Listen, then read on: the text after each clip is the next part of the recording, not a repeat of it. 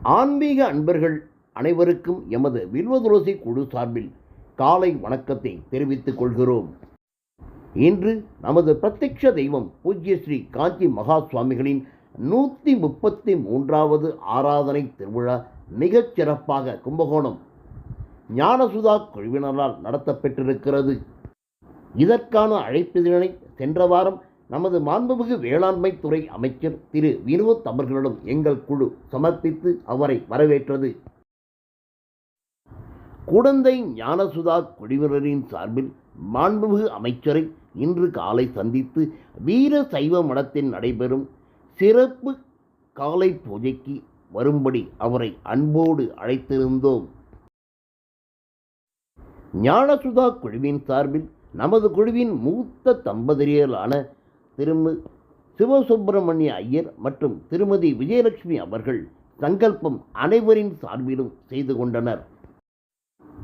உலக அமைதிக்காகவும் நாடு வளம் பெறவும் அமைதியாகவும் சுபிட்சமாகவும் இருக்க வேண்டி மகா பெரியவரின் திருவுருவப் படம் முன்பு கூட்டு பிரார்த்தனை ஒன்று மிகச் சிறப்பாக வேத விற்பனர்கள் தலைமையில் நடைபெற்றது.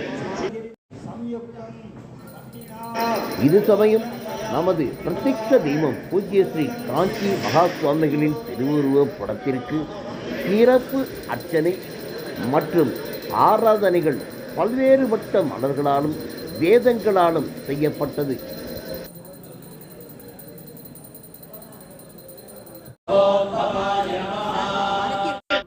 ஒவ்வொரு வருடமும் நமது பூஜ்ய ஸ்ரீ காஞ்சி மகா சுவாமிகளின் ஆராதனை பெருவிழாவின் போது சுமார் 35 இடங்களில் குழந்தையில் மட்டும் சுமார் 50,000 பேருக்கு சிறப்பு அன்னதானங்கள் வழங்க ஏற்பாடு செய்யப்படும். அதுபோலவே இந்த வருடமும் மிகச் சிறப்பாக சுமார் 50,000 பேர்களுக்கு 35 இடங்களில் நமது ஞானசுதா குழுவினரின் சார்பில் சிறப்பு அன்னதானம் வழங்கப்பட்டது.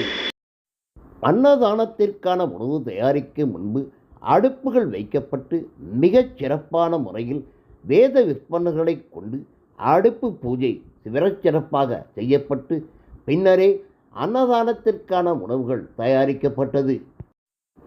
அன்னதானத்திற்கென பிரத்யேகமாக தயாரிக்கப்பட்ட சிறப்பான இனிப்பு வகைகள், சாத வகைகள் மற்றும் சுண்டல் அனைத்தும் தயாரிக்கப்பட்டு பூஜ்ய ஸ்ரீ மகா சுவாமிகளின் படத்திற்கு நைவேத்தியம் செய்யப்பட்டது.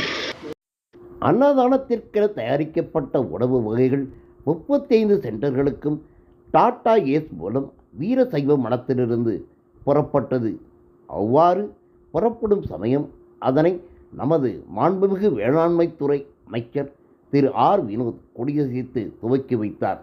பின்னர் ஒவ்வொரு சென்டரிலும் அந்த பதார்த்தங்கள் இறக்கி வைக்கப்பட்டு மீண்டும் ஒரு முறை மகா பெரியவரின் படத்திற்கு பூஜைகள் சிறப்பாக செய்யப்பட்டு பின்னர் அன்னதான நிகழ்வுகள் மிக சிறப்பாக தொடங்கியது. குடந்தை மடத்து தெருவின் அருகாமையில் அமைந்திருக்கும் பிள்ளையார் கோயில் தெருவின் சென்டருக்கான அந்த ஒரு சிறப்பு பூஜையை தாங்கள் தற்பொழுது இந்த காணொளியில் கண்டுகொண்டிருக்கின்றீர்கள். அது சமயம் நமது தெருவில் வசிப்போரும் மற்றும் ஆன்மீக அன்பர்களும் மிக திரளாக கலந்து கொண்டு அந்த பூஜையினை சிறப்பித்தனர். இந்த முக்கிய நிகழ்வான 133வது அனுஷ ஜெயந்தியை ஆராதிக்க வேண்டி நாகப்பட்டினத்திலிருந்து வந்திருந்த வயது முதிர்ந்த தம்பதியரான திருமதி சாய் லட்சுமி மற்றும் திரு வைத்தியநாத ஐயர் அவர்களிடம் ஆராதனை செய்ய நமது குழு அவர்களிடம் ஒப்படைக்கவே சிறப்பான முறையில் திரு வைத்தியநாத ஐயர் அவர்கள் அர்ச்சித்து ஆராதனை செய்த காட்சியை தற்பொழுது நாங்கள் திரையில் கண்டு கொண்டிருக்கின்றீர்கள்.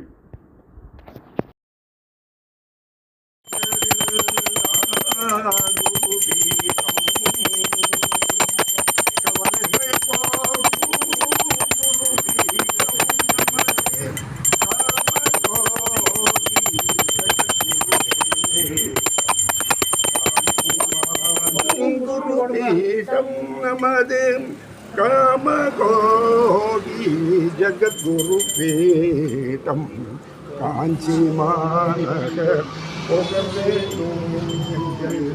காருண்யமூர்த்தியை காணவே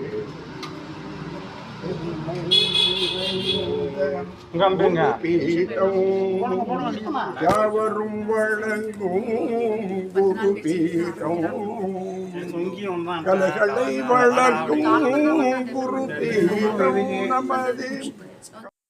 நமது குழுவின் அழைப்பை ஏற்று நமது தமிழகத்தின் மாண்புமிகு வேளாண்மைத்துறை அமைச்சர் திரு ஆர் வினோத் அவர்கள் தாங்கள் ஏற்கனவே இசைந்திருந்தபடி பல வேலை பளுவிற்கும் நடுவில் வந்து நன்கு அன்னதானத்தை துவக்கி வைத்ததோடு மட்டுமல்லாமல் சுமார் அரை மணி நேரம் வந்த அனைவருக்கும் தமது பொற்கரங்களால் அன்னதானம் வழங்கினார் என்பதை இங்கு ஒரு சிறப்பு பதிவாக பதிவிடுவதில் எங்களது குழுவானது பெருமகிழ்ச்சி அடைகிறது.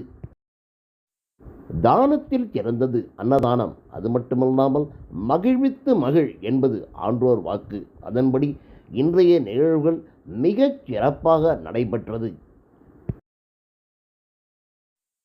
இதுபோன்ற சிறப்பான கைங்கரியங்கள் பலவற்றையும் சுமார் 18 வருடங்களாக நடாத்தி வரும் நமது ஞானசுதா குழு மற்றும் அதன் முதுகெலும்பாக திகழும் திரு தாசரதி பிரதீப் அவர்களை எங்கள் அனைவரின் சார்பிலும் நெஞ்சார்ந்த நன்றியை தெரிவித்துக் கொள்கிறோம்.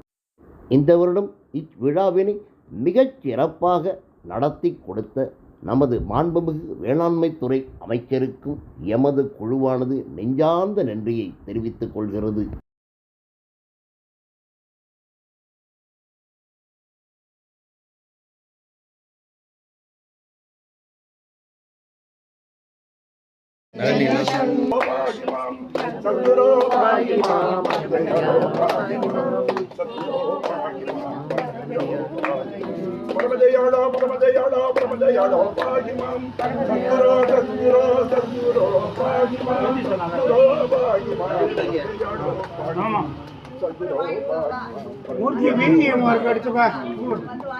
जय समस्त साधु मंडली।